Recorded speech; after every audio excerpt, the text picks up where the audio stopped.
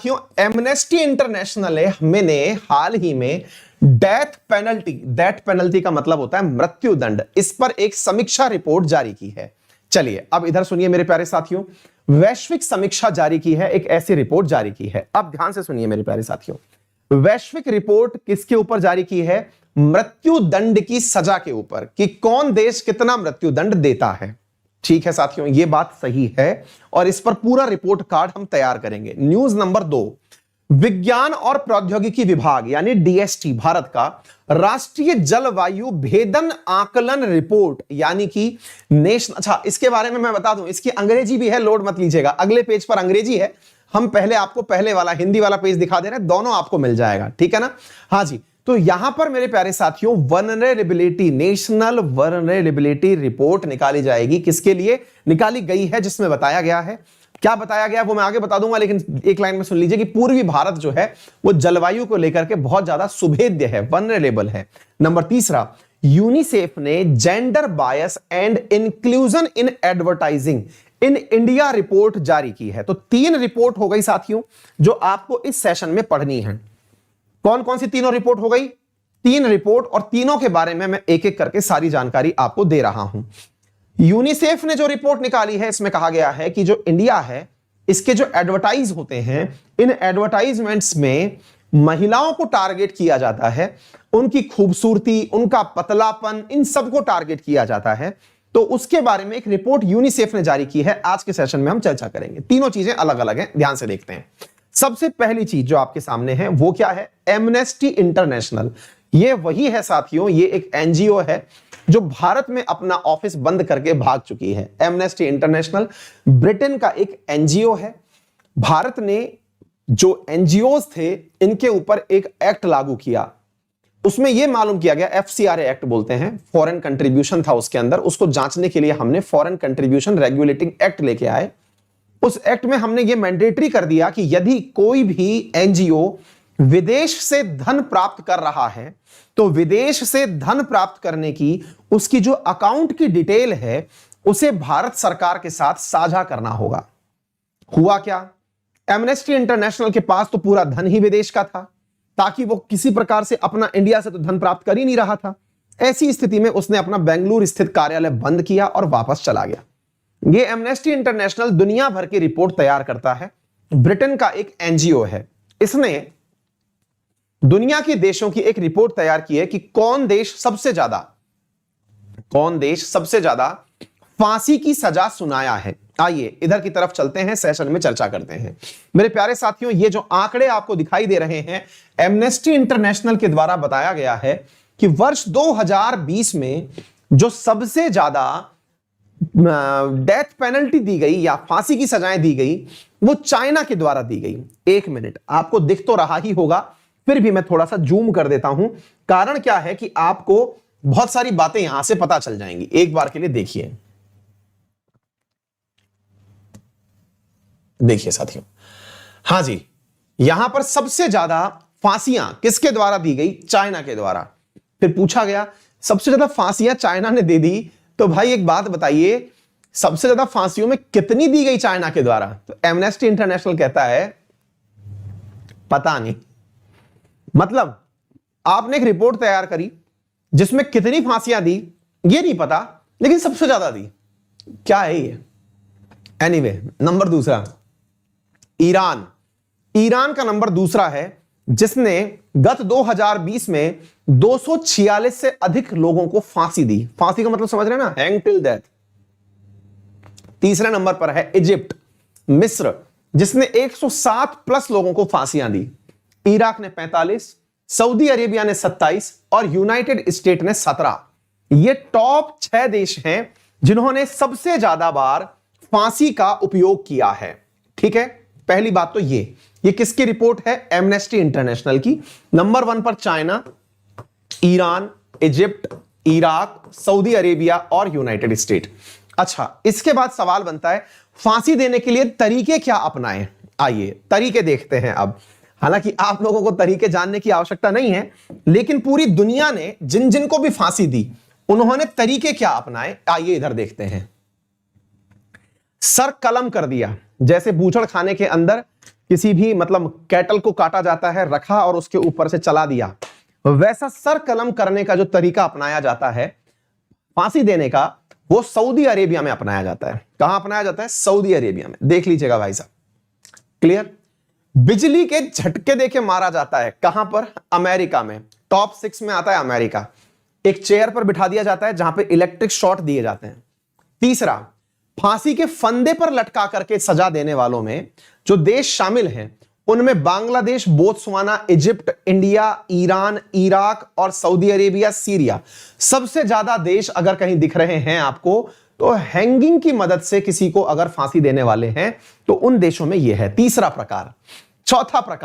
चौथा प्रकार है साथियों, किसी को इंजेक्शन दे करके मारा गया, कोई ऐसा जहर का इंजेक्शन दे दिया, तो वो तीसरा प्रकार लीथल वाला है, जो कि चाइना, यूएस और वियतनाम में अपनाया जाता है। यूएस में इलेक्ट्रिक शॉक भी है और इंजेक्शन भी है। और तीसरा, गोली मारने का प्रारूप, जिसने कोई काम किया है उसे गोली मार दो, वो है China, Iran, north Korea, Oman, Qatar, Somalia, Taiwan और यमन। ये सारे के सारे रूप हैं साथियों जो कि एमनेस्टी इंटरनेशनल ने बताए हैं कि दुनिया के कौन कौन से देश क्या क्या कार्य करते हैं। नंबर 1 बात। इसके अलावा इस बार की जो मृत्यु हुई हैं, अब तक बताया गया है कि भविष्य में जिनको सजा सुनाई जा चुकी है कि इन्हें फांसी दी जानी है, उनकी संख्या 28,567 लोग हैं जिन्हें भविष्य में फांसी दी जानी है। उनमें सबसे ज्यादा नंबर जो है वो इराक के पास है। इराक जो भविष्य में फांसी सबसे ज्यादा देने वाला है। उसके बाद पाकिस्तान, फिर नाइजीरिया, यूएसए, बांग्लादेश। आप अपना नाम खोज रहे होंगे, आप बच गए इसके भीतर से, ठीक है ना। चलिए इसके बाद में मैं आपको और बता देता हूं। तो ये दुनिया के अंदर मेरे प्यारे साथियों तरीके हैं जो यहां पर आपके सामने इस रिपोर्ट के अंदर निकाले गए हैं। यहां पर यह तथ्य भी बताया गया है कि इस बार 2019 के मामले में, क्योंकि इस बार 2019 के मामले में 2020 में फांसियां कम क्यों दी गई, इसके पीछे लॉजिक दिया गया है मेरे प्यारे साथियों। एक विद्यार्थी पूछ रहे हैं पाकिस्तान में कैसे दिया जाता है, ये किसी को नहीं पता है। इधर सुनिए साथियों, 26% लोगों को कम फांसी दी गई है 2020 में। क्यों? क्योंकि इस बार तो कोरोना दे रहा था ना भाई, कोरोना एक अलग ही विद्या निकाल लिया था लोगों को मारने की, तो कोई जरूरत ही नहीं पड़ी। तो 26% लोग जो हैं वो फांसी कम दी गई। इस बार 483 लोगों को ही फांसी दी गई लास्ट ईयर के मुकाबले, यानी कि 2019 के मुकाबले, ठीक है ना। ये तथ्य है मेरे प्यारे साथियों। ये सारी बातें मैंने आपको इस रिपोर्ट के बारे में बता दी। तो रिपोर्ट का पहला पॉइंट खत्म हो गया। क्वेश्चन नंबर 3 का 1 सेक्शन जिसमें मैंने आपको बताया डेथ पेनल्टी के ऊपर रिपोर्ट आई थी। अब दूसरा जो ऑप्शन है उसका, यानी क्वेश्चन नंबर 3, उसका पार्ट 2 क्या कहता है, इधर सुनिएगा। Climate vulnerability assessment for adoption planning in India using common framework. यह रिपोर्ट रिलीज की गई है किसके द्वारा? Department of science and technology के द्वारा। 17 अप्रैल को रिपोर्ट आई थी, अब इसका एनालिसिस आना शुरू हुआ है। अखबारों ने इसे अब कवर किया है। द हिंदू ने इसको 20 तारीख को कवर किया, हम आज कवर कर रहे हैं, तो ये धीरे धीरे कवर होता आ रहा है। Eastern India most vulnerable to the climate change. मतलब क्या हुआ कि क्लाइमेट चेंज के लिए, यानी कि जलवायु परिवर्तन के लिए मेरे प्यारे साथियों सबसे ज्यादा जिम्मेदार, मतलब सबसे ज्यादा जो सुभेद्य हैं, जहां पर जलवायु परिवर्तन का सबसे ज्यादा प्रभाव पड़ेगा, वो पूर्वी भारत है। ये कौन सा भारत है? पूर्वी भारत है, जहां जलवायु भारत का। हां भाई प्रदीप राणा, देख लिया मैंने तुम्हारा कमेंट कि यूपीएससी और एसएससी को सेपरेट करने वाले थे, बिल्कुल करने वाले थे, और मैं मंडे से प्रयोग करने के मूड में हूं।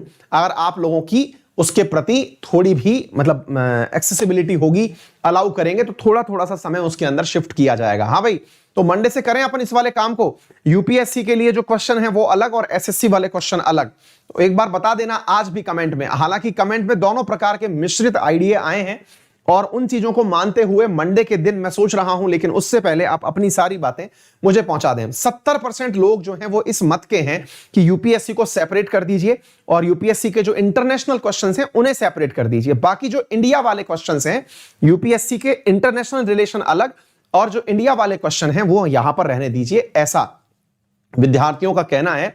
तो 70% लोग इसके पक्ष में हैं, बाकी 30% लोग पक्ष में हैं भी और नहीं भी हैं। तो वो आप अपना जो बातें हैं वो रविवार तक मुझे पहुंचा दें।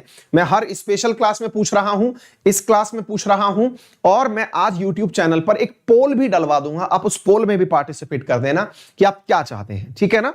चलिए, तो मेरे प्यारे साथियों, ईस्टर्न इंडिया मोस्ट वल्नरेबल, इसका मतलब हुआ कि जलवायु परिवर्तन के लिए काफी ज्यादा सुभेद्य है। कौन? पूर्वी भारत। कैसे सुभेद्य है?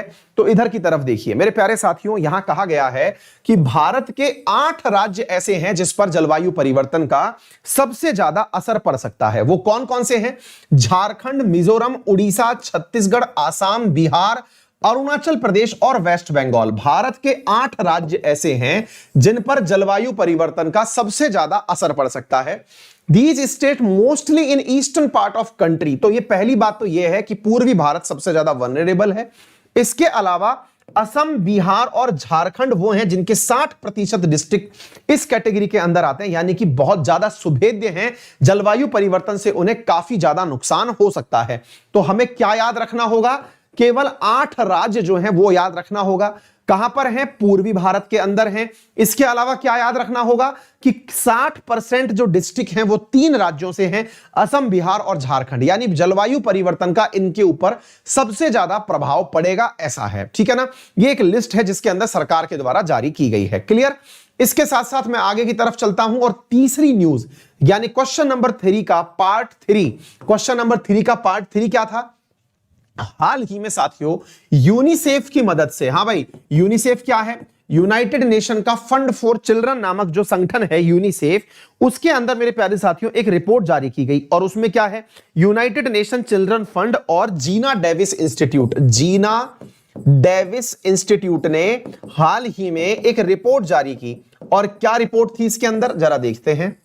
यूनिसेफ और जीना डेविस इंस्टीट्यूट, इन्होंने कहा कि gender bias and inclusion in advertising in India. देखो, कई बार ऐसा होता है ना कि अपन लोग बहुत बार नोटिस करते हैं इस बात को कि दुनिया वालों के पास भारत एक बहुत बड़ा सैंपल सर्वे है।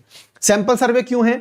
उनको कुछ करना हो या ना करना हो, वो इंडिया को टारगेट करके रिसर्च कर लेते हैं। यार ये मतलब हद हो गई है। अमेरिका वालों के पास में वो धर्म के ऊपर रिपोर्ट निकालें तो इंडिया के बारे में, लोकतंत्र पर रिपोर्ट निकालें तो इंडिया के बारे में, और अब तो छोड़ो भाई, इनने हमारे एडवर्टाइजमेंट भी नहीं छोड़े। हमारे एडवर्टाइजमेंट को भी पकड़ लिया और पकड़ करके इनने कहा कि इंडिया के एडवर्टाइजमेंट के क्या हालत है। मजेदार बात तो यह है कि ये रिपोर्ट जो है वो इंडिया के लिए डेडिकेटेडली रिपोर्ट निकाली है इन्होंने। मतलब इनका जो सर्वे है, ये जो आपको दिखाई दे रही है जीना डेविस एक महिला कार्यकर्ता है अमेरिका की।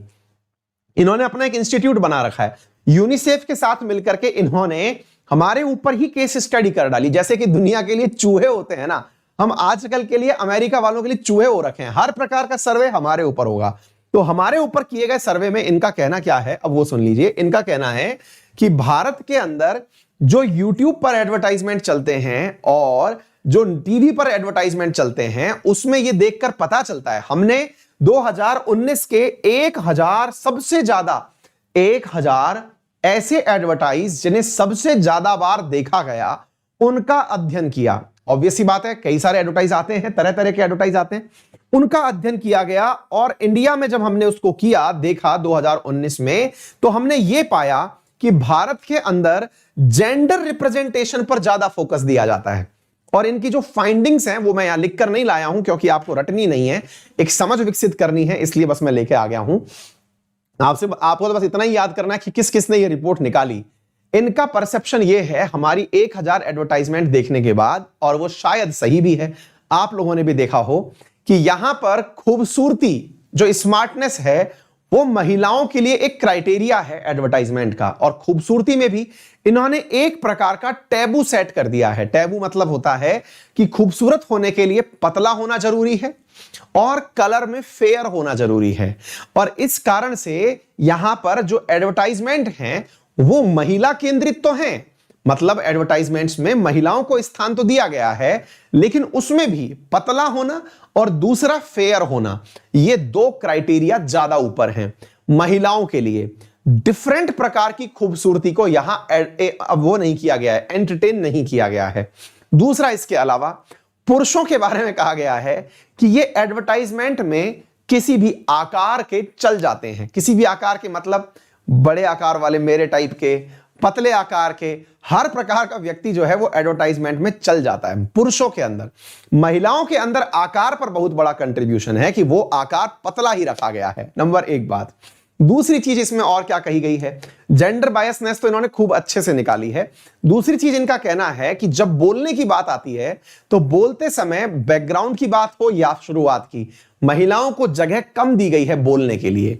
यानी कि लोगों में इस प्रकार का माहौल सेट किया जा रहा है कि महिलाएं घर के काम के लिए, एडवर्टाइजमेंट भी इनके इस प्रकार से केंद्रित हैं कि महिलाएं तो घर का काम संभालती हैं और पुरुष घर के बड़े निर्णय लेते हैं। तो निर्णय लेने की परिस्थितियों में एडवर्टाइजमेंट को जब दिखाया जाता है तो एक पुरुष को दिखाया जाता है एक जिम्मेदार नागरिक के रूप में, और महिलाओं को घर की एक्टिविटीज में इन्वॉल्व होते हुए दिखाया जाता है, ऐसा ये असेसमेंट कहता है। और कहा गया है कि इंडिया इस चीज से बचे क्योंकि एडवर्टाइजमेंट मनुष्य के मस्तिष्क पर बहुत ज्यादा असर डालते हैं। तो बाकी आप लोग भी भविष्य में इस चीज को नोटिस करिएगा। चलिए आगे चलते हैं मेरे प्यारे साथियों, ये सारी बातें मैंने आपको बता दी। इसके बाद में अब अगला सवाल, तो उम्मीद है आपको तीन चीजें एक ही सवाल से पता चल गई। यानी क्वेश्चन नंबर 3 अपने आप में 3 सवाल लिए हुए था। यूनिसेफ की एक रिपोर्ट थी, भारत के department of science and technology की एक रिपोर्ट थी, इसके अलावा मेरे प्यारे साथियों एमनेस्टी इंटरनेशनल की एक रिपोर्ट थी। तो 3 रिपोर्ट एक ही सवाल में मैंने कवर किया। होपफुली आपको यह प्रयास पसंद आएगा। चलिए आगे वाले सवाल की तरफ चलते हैं।